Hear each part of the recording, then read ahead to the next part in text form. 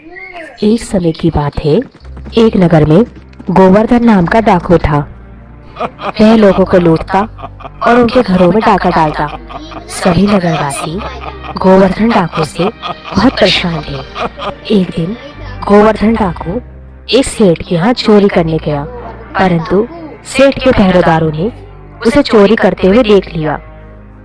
गोवर्धन डाकू वहां से भागने लगा और पहरेदार उसे पकड़ने के लिए उसके पीछे दौड़ने लगे। रुक जा गोवर्धन डाकू, कहाँ भाग के जाएगा? आज मैं तुझे नहीं छोड़ूंगा। गोवर्धन डाकू भागता हुआ अचानक से एक जगह रुका। डाकू ने देखा कि एक जगह लोगों की बहुत भीड़ है। वो पहरेदार मेरा पीछा करते करते यहाँ पहुँच ही रहे होंगे धन गाड़ के। ऐसा करता हूँ, इसी भीड़ में छुप जाता हूँ धन गाड़ के। गोवर्धन डाकू उसका पीछा करते पहरेदारों से बचने के लिए वे भीड़ के बीच में आकर बैठ गया। संयोगवश वहाँ श्री कृष्ण की कथा चल रही थी। कथा कर रहे महाराज वहाँ श्री कृष्ण के बारे में बताने लगे।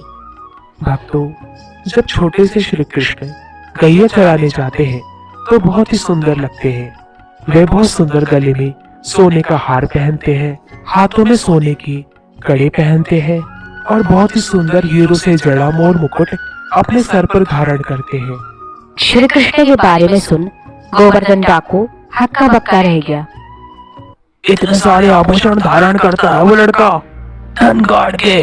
अगर वो मेरे हाथ लग जाए तो मुझसे सारे आभूषण लूट लूंगा, लेकिन ये लड़का मुझे मिलेगा कहाँ धन गाड़ के। कथा समाप्त होने के बाद जब सब अपने घर चले गए, तब गोवर्धन डाकू कथा कर रहे कथाकार के पास गया और बोला, ये जो तुम श्री कृष्ण के बारे में बता रहे थे, ये जो हीरो का मुकुट पहनता है और सोने के कुंडल और सोने चांदी के कड़े पहनता है, ये मुझे कहाँ मिलेगा? ये बालक मुझे चाहिए, मैं इसे लूटने वाला हूँ। क्या? तुमने क्या बोला? तुम श्री कृष्ण को लूटने वाले हो? तुम जानते भी हो तुम किसे लूटने की बात कर रहे हो? तो चुपचाप से मुझे उस लड़के का पता बता दे। तू नहीं जानता मैं कौन हूँ? मैं गोवर्धन डाकू हूँ, डाकू।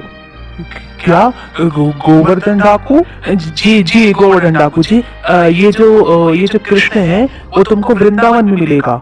ये वही अपनी गैया जंगलों में चराने जाते हैं, तुमको ये वही गैया चराते हुए मिलेंगे। अच्छा ठीक है, मैं उसको वहीं जाकर लूटूंगा धन गाड़ के। पर डाकू जी, उस बालक को लूटना इतना आसान नहीं है। तुम्हारे जैसे तो पता नहीं कितने गए उसे लूटने, पर वो किसी के हाथ नहीं आया। तू जानता नहीं है मुझको, मैं गोवर्धन डाकू हूँ। पूरा नगर मेरे नाम से कांपता है। वो छोटे से बालक को लूटना तो मेरे भाई हाथ का खेल है धन गाड़ के।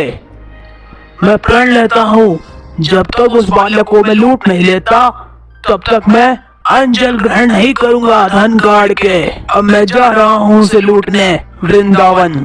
कथाकार समझ गए कि इस डाकू पर भगवान श्री कृष्ण की कृपा हो गई है। सुनो, अगर वह तुम्हारे बल से, तुम्हारे हथियार से ना डरे और ना लूटे, तो मेरे पास उसे लूटने की एक बहुत ही बड़ी कला है। अच्छा, तो जल्दी बताओ वो कला। समय नहीं है इतना मेरे पास धन गाड़ के। तुम उसके लिए थोड़ा सा माखन मिश्री ले जाना। अगर वो हथियार के डर से नहीं लूटा तो आप विश्वास मानना गोवर्धन जी, आप उसे प्यार से माखन मिश्री खिला देना, वो माखन मिश्री से लुट जाएगा। गोवर्धन डाकू श्री कृष्ण को लूटने के लिए अपने घोड़े पे सवार होकर वृंदावन के लिए निकल गया। गोवर्धन डाकू वृंदावन पहुंच गया और चारों तरफ घूम घूमकर श्री कृष्ण को खोजने लगा। अरे सुनो, ये कृष्ण कहाँ मिलेगा जो बंसी बजाता है, मोर मुकुट पहनता है? कहाँ मिलेगा? अरे भाई, वो तो मंदिर में मिलेंगे, वहाँ जाओ। मंदिर? मंदिर क्यों जाऊं मैं? अरे सुन, ये कृष्ण कहाँ मिलेगा? कौन कृष्ण भैया? एक लड़का है, देखने में सुंदर, हाथ में उसके सोने के खड़े, सिर पर हीरो का मोर मुकुट है, वो गैया चराता है। तू भी गैया चराता है, तुझे तो उसके बारे में जरूर पता होगा। अरे भैया, ये इस युग की बात थोड़ी है, यह तो किसी और युग की बात है, जब श्री कृष्ण गैया चराते थे यहाँ। सुन, तू जानता नहीं मैं कौन हूँ? मैं गोवर्धन डाकू हूँ, डाकू। क्या? गोवर्धन डाकू? हाँ, गोवर्धन डाकू। अभी मैं 2 दिन पहले ही उस बालक के बारे में सुनकर आया हूँ इस वृंदावन में। मुझे उसे लूटना है। क्या लूटना है? वो भी श्री कृष्ण को? हाँ, लूटना है। और तू मुझे बोल रहा है वो दूसरे युग की बात है? धन काट के जल्दी से सच सच बता, कहाँ मिलेगा वो? अरे अरे जी जी जी जी जी डाकू जी, अभी बताता हूँ। ये जो श्री कृष्ण बालक है वो गोवर्धन के तलहटी पर रोज गैया चराने आता है, और तुमको ना वो वहीं मिलेंगे। गोवर्धन डाकू गोवर्धन पर्वत की तलहटी पर पहुंच गया और वहां श्री कृष्ण को ढूंढने लगा। उसके हृदय में सिर्फ कृष्ण को पाने की ही व्याकुलता थी। गोवर्धन डाकू के हृदय में कृष्ण को पाने की व्याकुलता को देख प्रभु उस पे रीझ गए, और तभी भगवान ने लीला की। वह गैया चराते हुए गोवर्धन पर्वत की तलहटी पर पहुंच गए।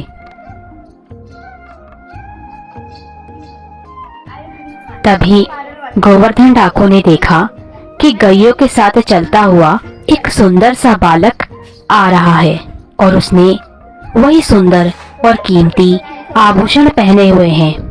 अरे, ये आ रहा है कृष्ण, ये मुझे मिल गया। अब मैं इसे नहीं छोड़ूंगा। इसको डराकर इसके सारे आभूषण लूट लूंगा धन गाड़ के। ए बालक, इधर आ। क्या तेरा नाम ही कृष्ण है? हाँ भैया, मेरा नाम ही कृष्ण है।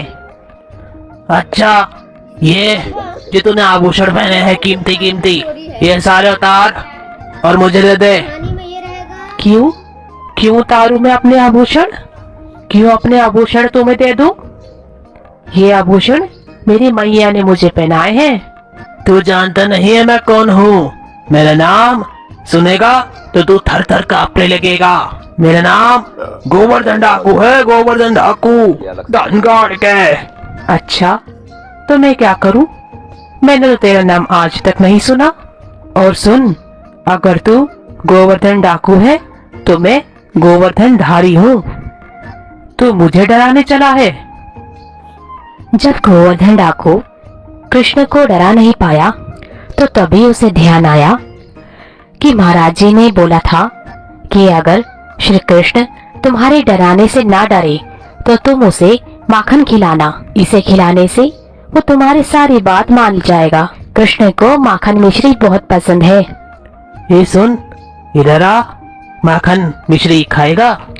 देख, दिल्ली में बहुत दूर से लाया हूँ। हाँ, जरूर खाऊंगा। मुझे तो बहुत पसंद है माखन मिश्री। तब श्री कृष्ण गोवर्धन डाकू से माखन मिश्री लेकर खाने लगे। ले, अब तू भी माखन मिश्री खा ले। नहीं नहीं, मैं तेरे लिए लाया था, मुझे नहीं खाना माखन मिश्री। अरे खा ले, तुझे मेरे आभूषण चाहिए ना? मैं तुझे अपने सारे आभूषण दे दूंगा। पहले तू माखन मिश्री तो खा ले।